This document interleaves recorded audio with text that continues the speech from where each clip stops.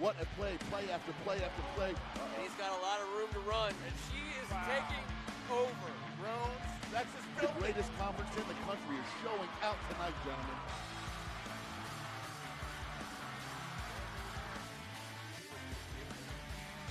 I cannot believe it. That is the greatest football day. Thank you for being with us on a Tuesday night. On behalf of First Amendment Sports, I'm Ken Marangolo, and this is the WCAC Spectacular. We're on a weekly basis. We talk about the greatest high school sports conference in the land. That is undisputed. We are very fortunate, once again, to be at an undisclosed basement location deep in the heart of Kensington. I got my wingman here, Tim Strachan. Oh, you know. Pride of Gonzaga. Oh, We're talking about Jeff Clay. I'm about to punch you. Pride of DeMatha. Pride of DeMatha. Welcome, Tim. See, we know where your heart really lies. It lies in Forestville on Old Marlboro Pike, 6400. That was a weird slip, man. If I'm not mistaken. We're so blessed and honored again tonight. You know, we talk on this show all the time about these kids. Our passion is sports. Obviously, a lot of kids really rise to the occasion and become the superstars, and we talk about them all the time, but we also try our best to let these guys know you're still kids. You know, you're still in high school. You still got to make the right decisions. You just got to stay grounded. You got to be a good sport, as Kevin and I always say, and we look for examples, and I think tonight we have a great example of what we're talking about when we talk about these guys that come from the greatest league in the country. The league. And we are going to have with us the pride of DeMatha, class of 85, also the pride of the University of Maryland, and a 12-year NFL veteran, mostly with the Miami Dolphins from 89 to 96, had a couple stints with Pittsburgh Steelers, the Cardinals, and the Lions. But without further ado, one of the best examples that we can share, J.B. Brown from DeMatha. How you doing, J.B.? I'm great. Thanks for having me. Oh, man, it's great to have you. I know when I was back at DeMatha, there was a few guys that used to come around every once in a while. That was a long time ago. Used to come around and talk to us either as a team or as a student body.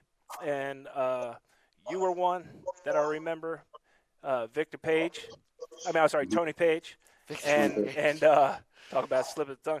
Tony Page and Mike Anderson. Three guys that, you know, back then when I was in high school would come back, talk to us, share their wisdom, their experiences, and keep us, remind us of what it meant to be a DeMatha student and athlete. So, first of all, I just want to thank you for that, for what you did for me back in the day. Yeah, I mean, that was something that, you know, we took pride in coming back to the high school, coming back to DeMatha. It's a special place, and, you know, we call it One DeMatha. Yeah. So it's a brotherhood. Yeah. It's the only one, man, in the world. So take us back. I want to do this, Ken, more chronologically. Okay. I want to start at DeMatha. One, how'd you get there? What made you decide to go to DeMatha? I got to DeMatha because of Mike Anderson's dad, Mr. Norman Anderson. May he rest in peace. Mm-hmm. We played against each other. I was at a local boys club, Oxon Hill and Silver Hill, and we used to play against Mike Anderson. He played for District Heights or Peppermill. I'm sorry, he played. Oh for yeah, we played Peppermill. We were Maplewood boys. So we got to know each other. We became friends, and his dad and my dad were friendly. And his dad suggested that I visit DeMatha and come to DeMatha. So an interview was set up with Jerry Franks, who was there when I went in, and I spoke to him. And, you know, we interviewed, and I decided to come. And before I got there, Franks had left, and McGregor was his first. So my first year was McGregor's first year as head coach. That's awesome. And, you know, that's a great point. Look at that guy. Years. There's your senior year picture right there. Yeah. You know, we had a few years without Bill at the helm, but now he's back. And Elijah did a great job in the interim, but it feels so great to have him back on the sidelines. I know you feel the same way. Yeah, I was really sad when he left. His wife Brenda, she was just distraught. I Yeah. mean, I just it was like it was the end of the world. But I'm glad he's back. I think he always missed DeMatha, so I was glad when he said he was coming back. Well, go back though to your first year. When he took the helm. Tell us about Bill then. How different he may be now. Some of the guys that you played with. He uh, he was tough. That was my. I was a sophomore when I got to DeMatha. I think that was 1982. That's when we won the game against Gonzaga. Hail Mary pass from Eric Chapman Oh yeah. to the receiver. I can't think of his name. Oh, I can see his face. But we won a championship that year, and that started everything. We lost to Carroll the next year, but then we went undefeated my senior year. And we had a good team. Mike Anderson was the player of the year as a junior, my junior year, the running back. And another player who played with me, who played for a good amount of time in the NFL, was Bobby Houston. Yeah, he was a good one, man. And he was a linebacker. And so Coach McGregor always tells the story. He probably told you guys about the story that some of those guys? Yeah, Mike Gillen and Yeah. oh man, John Shade. Yeah, I know Mike Anderson. Yep, Bobby's up there. Yep, great. That's great memories. But McGregor tells the story all the time about how Bobby Houston had a key to the weight room.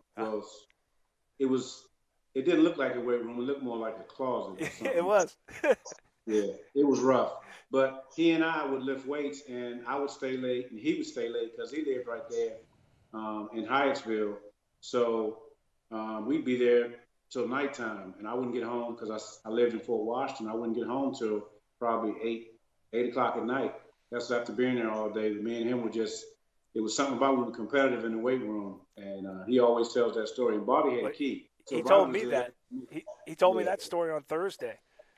He Yeah. said it was because you and Bobby, were on the 4x100 team on the track. So you guys had to lift late. And when you did, he had to go home. He'd give you the keys to lock up. I'll tell you right now, Bill would never have given me and Brian McCarthy keys to anything when we were in high school. So you had to have been trustworthy. Yeah, he trusted us. But yeah, there was some good times. Yep. Well, I did a little bit of research, and I did dig up his strong suit. one So nugget I'm a little interested to see where this that is I want going. to I want to run by you. So, according to some of the sources I used, in '83 you guys played Carroll at University of Maryland for the championship. Mm-hmm. And I heard that if Drew Comlow threw you the ball 8 times, it hit you in the body at least 8 times. And I missed it every time. Every the worst time. game I ever had in my life. It was possibly the worst game, right? It was the worst game I've ever had. I don't know what it was, nerves or whatever, but it was a turning point for me because I was so disappointed. I mean, I felt like I just let the whole DeMatha family down, everybody. Because the game plan was they were going to stop Mike Anderson, so they just throw the ball to me. We were going to loosen them up, and then go deep. But I couldn't catch a cold that day. But it made me more determined than ever to come back and do even better and get back to the championship. And, of course, that next year we went undefeated, and we beat Carroll in the championship. Well, it was the first undefeated DeMatha team since the 60s. Yeah. You guys beat Carroll in that championship, that '84 season, and you caught a touchdown. But you also spiked it. I spiked it and got a penalty, and coach didn't say a word to me. Matter of fact, he laughed. He gave me a high five. He knew you had dealt with that heartache for an entire year. You deserved a little bit of an outbreak. That's awesome. So then you go to the University of Maryland. Stay local. Bobby Ross, right? Bobby Ross is there. Well, I just want to ask a question about that because back at that time, now there's this big push for keep our athletes local. University of Maryland hasn't had a great track record of keeping our talent in-house, and that's been a big deal in basketball and a big deal in football. So I want to know, you're coming out of DeMatha, what was your choice? And was there pressure to stay home and stay local the way these kids, especially in the WC, are feeling now? Well, there wasn't pressure, but Maryland was ranked preseason number two or number one that year. Mm-hmm. The first game we played my freshman year was against Penn State, and we lost. But it was a big game, and Maryland had come off a 3 straight ACC championship, so they were really good. But if I had not attended Maryland, I did visit 4 other schools. I visited Virginia Tech, North Carolina, North Carolina, Stanford, Maryland. There was one other I can't remember, but I would have probably went to Stanford, but it was just so far away from home. You got to take advantage of those visits. I mean, you got to get to California, you got to get to Florida, and you got to get down somewhere. Oh, I visited Penn State too. All right, there you go. Have a good time. You got to maximize those visits. Yeah. But you go to Maryland, play in the Cherry Bowl your first year, finish out your career there. Just tell us a little bit about that, a little bit about your Maryland career.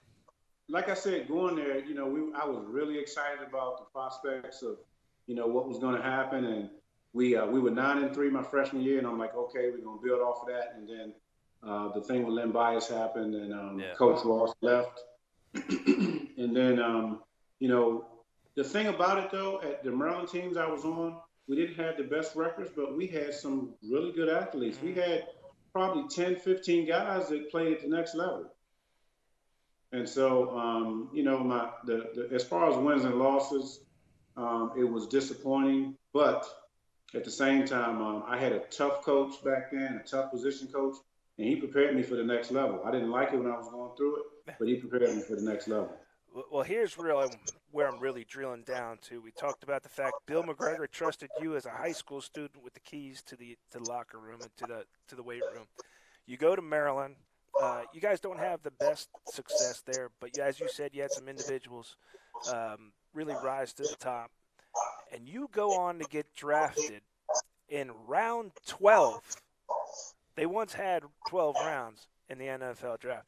You go 12th round to the Miami Dolphins, and not only do you make it, but force them to get rid of McNeil, who Redskins fans know pretty well, a couple other veterans and a rookie, and you make the squad, and you spend a good amount of time in the Dolphins. If you're a Redskins fan, you know who this man is from his time being a cornerback with the Miami Dolphins. Just take us back to that time.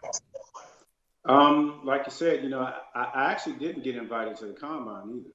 Wow. And so I never forget the day I got tested by one of the scouts. That scout is now and has been the general manager of the Pittsburgh Steelers, I think, for the last 10 years. Wow. But he tested me on the gym floor in Cole Fieldhouse because it was snow outside. I couldn't run. But I was disappointed, but I kept working out. I kept hoping, and got tested. And then on draft day, I'm sitting around and waiting. And I almost didn't even get the call because I was going to go pick my mother up from work. I was just kind of disappointed that my name hadn't been called. And finally the phone rang.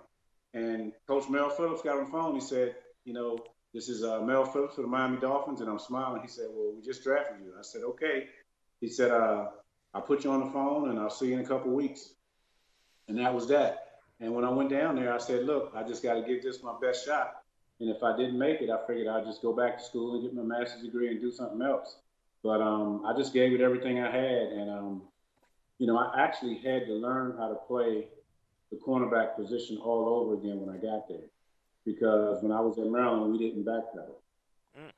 So I went in and did my thing and played special teams my first year. And then my second year, a couple people got hurt and I started. And then from there, I think I started 6 out of my 8 years there. Yep. And I went on to play some more, and I ended up playing 12 years more than I'd ever thought I'd ever play. 12 years. I mean, not a lot of people could say they have a 12-year NFL career, Ken.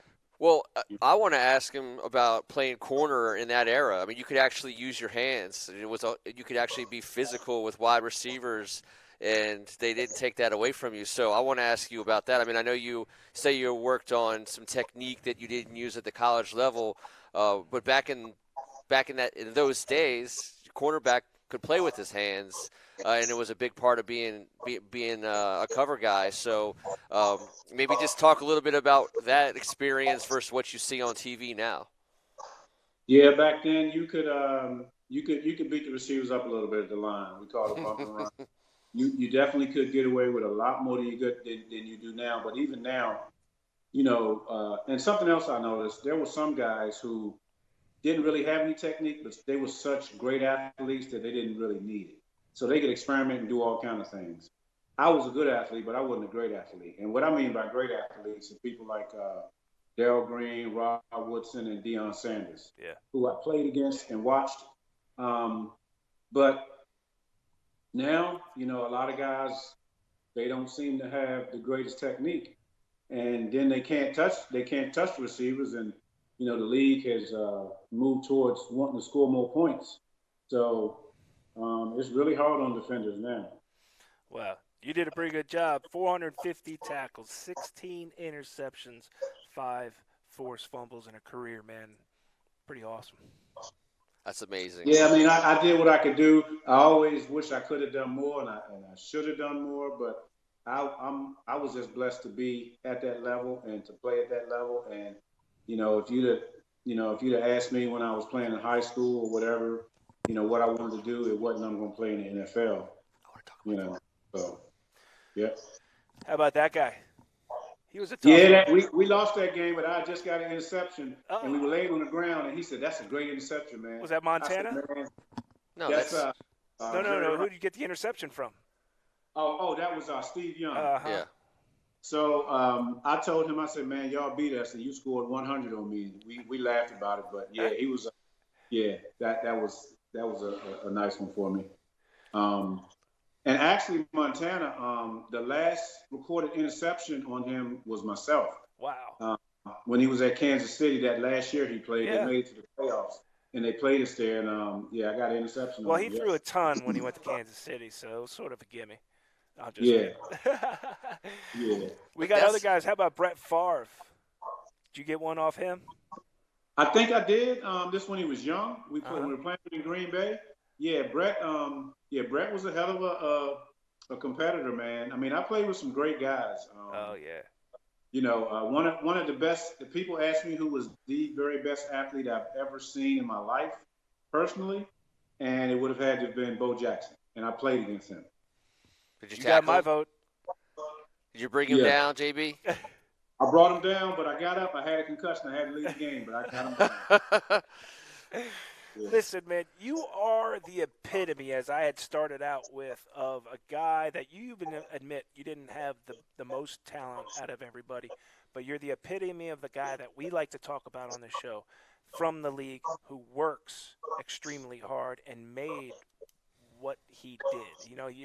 You had the hand in it. You weren't just, blessed with God-given talent. You worked extremely hard at it.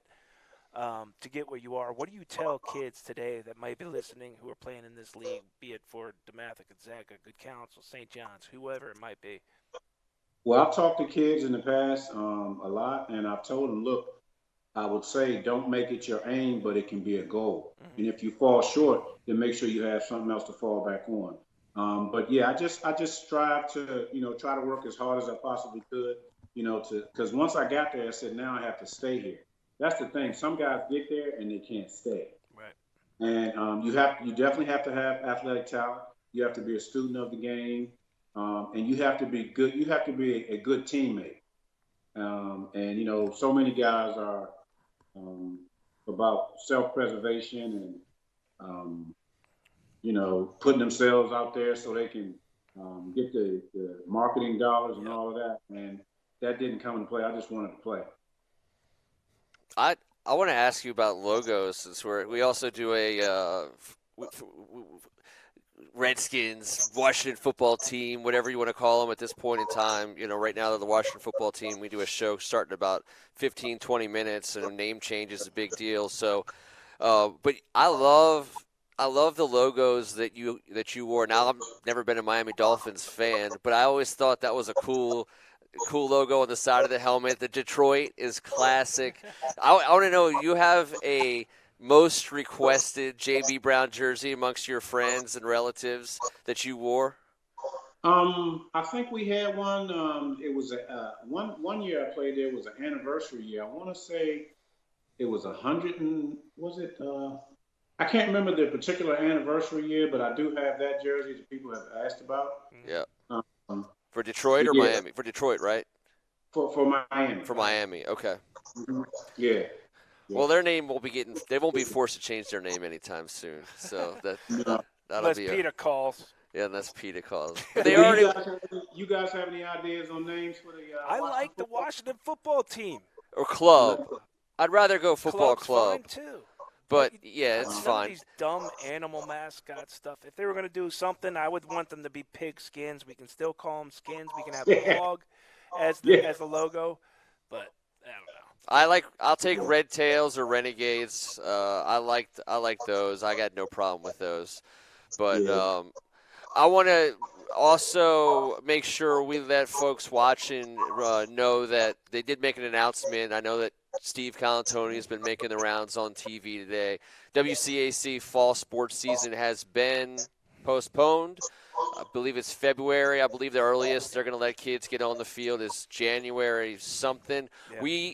We're going to have Steve on the line next week. He's going to talk a little bit more about what they have in store, kind of where they're going at this point in time. Also, maybe comment on winter sports. And so we know that folks out there watching are obviously tuned in and wanting to know when they can see this league back in action. It's going to be a little bit longer. I want to get you on a get-out question, JB, about your experience as a pro and former pro and kind of operating in those circles. The league, you say everyone knows who the WCAC is these days. Yeah, they do. I mean, it's amazing. I mean, I used to brag about this area when I was playing on different teams and talking about all the talent, but it's just gone to another level since I've been retired. I mean, this area used to be known as a basketball area. I don't think so anymore. Even though, they had the special about PG County and all of that. If they had a special about all of the football players that came out of this area, it would be far more than basketball. Well, I think Far it's more. being known for both, JB. I think football has, you're right. I think the football acumen and ability coming from this area, not just the WCAC, but the DMV, The whole certainly get DMV. recognized. And there's a huge portion of that coming out of the WCAC. Are you still watching? You still paying attention to what's going on today in the WCAC? Yeah, back in I think it was 2007, I was actually coaching at DeMatha, Nice. and we beat Good Counsel in the championship, and they had one Caleb Corzell, and there was a linebacker too that was really good, and then I got to watch Jelani Jenkins. Yeah, it was Jelani. Jelani Jenkins. Yeah. and then I got to watch Stephon Diggs. Ooh. And Stephon Diggs was the second best player I'd ever seen in WCAC, second only to Lawrence Moulton. Eric Metcalf. Eric Metcalf. Eric Metcalf. Yes. Eric Metcalf. In my opinion, the best athlete I've seen in the WCAC. Over Lawrence Moulton. Yes. Okay. Yes. Wow. Without a shadow of a doubt. Is Moulton in And I that know- conversation? and I know Lawrence Moulton. He's a great guy. Yeah. Hell of a player. Yeah. Oh, man. We have that debate all the time, We do. JB. That's and a good one, though. what's that? That's a good one, Eric Oh, Metcalf. Metcalf. I think he's arguably the best athlete I've seen in the WCAC to play football, and there's been some great ones too. Yeah. Wow. Yeah, and we're going to get up close and personal with another DeMatha grad coming home to play for the Washington football team and Chase Young. I know you're going to have a lot of pride watching the blue and red get involved in the burgundy and gold. I actually know Chase Young. Chase was at Pilati before he came to DeMatha. Yep. And I never forget his dad, he liked the school. He liked it, it was a small school and everybody was close and he liked it. And I think he had asked me, he said, "What do you think?" I said, "Man, you should have left a while ago. I mean, what do you think about it? Go." Yeah. That was a good choice. It was a good choice for him. It was a great choice for us as Redskins fans, but as bigger fans of the WCAC, the league as we like to call it, we're so proud, and I don't say this just as a DeMatha guy, but proud whenever we see guys come from here and make it to that level. It's kind of why we're doing what we're doing, JB, because now we can watch them as young as freshmen, all the way through college, all the way up to the highest levels, and it's been a lot of fun. That's right. Yeah. Yep. Well, JB, will you come back and talk to us again when we get things started back up this season? Yeah, sure. Hopefully, if they ever have games again, I've seen you guys. I think it was last year when St. John's played, or DeMatha played at St. John's. I saw you guys there, and I didn't get a chance to speak to you. It was really cold out there, but you got to come by. We'll put you on. You'll see us. You'll see this big old tent we got set up. You got an open invitation. Step on in. We got an extra headset. We're going to put it right on you and get talking some football. Which reminds me, anyone checking us out right now, do us a favor. Hit the subscribe button. It's right there on the bottom of your screen. It's free. It helps us out a whole lot. Getting all the notifications when we do go live, courtside, field side, pitch side, at some point in time here this fall and winter. On behalf of all of us, and certainly Kevin Ricka, who can't be with us here tonight, JB, I tell you what, add a lot of class to our operation, and we really appreciate having you. I thank you guys from the bottom of my heart. I like what you're doing, and I'll definitely keep following you. Thanks, my man. Really appreciate it. Thank you, sir. Right. And until next Tuesday night, when we will be hopefully having Steve Colantoni join us to talk a little bit about what's happening in the WCAC. I'm just glad that there's still a chance. There's I'm glad always they a didn't chance. just cancel it and get rid of it. They're keeping it open. They're keeping all options open. Just like we keep all options open here. We got a nice picture of HT. You got to remember, JV did play in a time when they had some crisp pictures. Those 80s pictures are a little grainy. You see the earlier ones are a little black and white. High school picture. I know. That makes someone's been around the block. There he is. That's the block. That's our guest, making us look just so good. A guy like him is on our show. It's so much fun. Thank you, JB Brown. Ponton. Thank you, Luke David. Thank you, Tom Ponton, for contributing those pictures. He's also a family member, so I don't want to be a disclaimer you got to put out there. Full disclosure. I love that man, even though he is a DeMatha through and through.